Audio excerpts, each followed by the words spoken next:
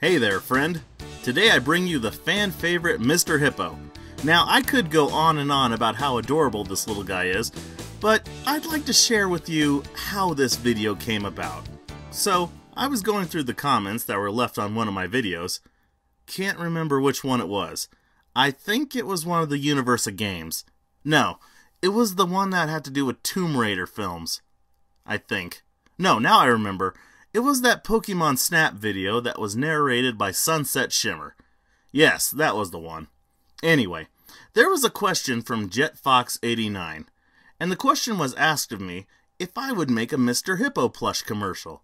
Now, I had known for quite a while now that at the stores, Five Nights at Freddy's merchandise was on the decline, so I couldn't just walk down to the local store and pick one up.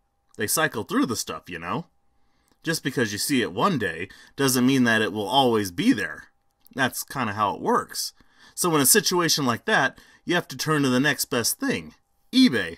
So I'm searching around eBay looking for Mr. Hippo, but for a strange reason, there was a large abundance of NES cartridges of the Flintstones Surprise at Dinosaur Peak.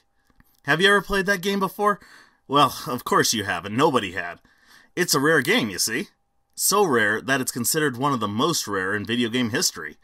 I mean, the only ones I can think of off the top of my head that might be rarer were Little Samson and Nintendo World Championships. Do you know what it's like to find a rare game for cheap? Oh, it's the greatest feeling ever. I was down at the flea market the other day, and I went to this elderly couple's stand, and they had a few video games across the table. So I looked through them, and to my surprise, they had the cartridge for DuckTales 2, which I happen to know is a rare game. Not super rare, mind you, but rare enough. They only wanted $5 for it, so that was quite the purchase. Now, if you're familiar with that game, you'll know that it's not the best, and it's nowhere near as good as the first one. But for NES standards, it's a pretty okay one. Where was I? Ah, yes. So the Mr. Hippo plushie.